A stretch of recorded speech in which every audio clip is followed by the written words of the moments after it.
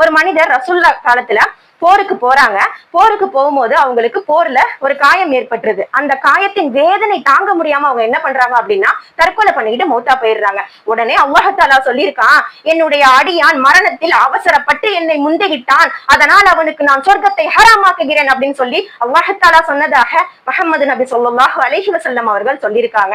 அப்ப போருக்கு போய்தான் அவருக்கு காயம் ஏற்பட்டிருக்கு. அந்த காயத்தின் வேதனை அல்லாஹ் கிட்ட சொல்லி அல்லாஹ் இதை நீக்குடா அல்லாஹ் அப்படின்னு சொல்லி அவங்க கேட்டிருக்கலாம். அதுக்கு சபர் செஞ்சு அவங்க பொறுமையா இருந்திருக்கலாம். பொறுமையா இருந்திருந்தாங்க அப்படின்னா இந்த உலகத்திலையும் கூலி கிடைச்சிருக்கும், மறு உலகத்திலையும் கூலி கிடைச்சிருக்கும். கழுத்து இருக்கப்பட்ட நிலையில ஒருத்தவங்க மரணிச்சிருந்தாங்க அப்படின்னா மறுமையிலும் நரகத்தில் அவங்க கழுத்து இருக்கப்பட்ட நிலையிலேயே அந்த நிலையிலேயே அவர்கள் தொடர்ந்து இருப்பார்கள்.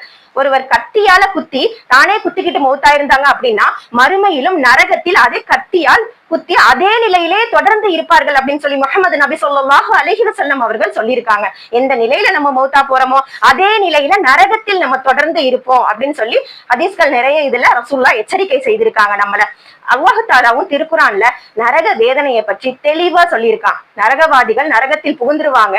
புகுந்தோடனே அவர்களுடைய தோள்களை அவர்கள் வேதனையை பூரணமாக அனுபவிப்பதற்காக நரகத்தின் வேதனை காரணமாக அந்த தோள்கள் கருகும் போதெல்லாம் அவர்களுக்கு தோள்களை மாற்றி மாற்றி கொடுப்போம் அப்படின்னு சொல்லி அல்லாஹ் தஆலா திருக்குரான்லயே சொல்லியிருக்கான். நரகத்தின் வேதனை எவ்வளவு கடுமையா இருக்கும் அப்படிங்கிறத நம்ம பார்க்கலாம்.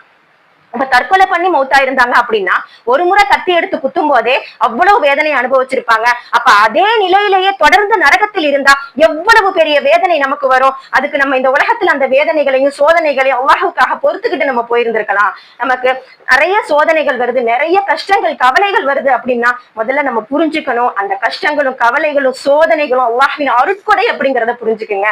இந்த உலகத்துல நம்ம நிம்மதியா வாழ்ந்துட்டு போறதுக்காக வரல.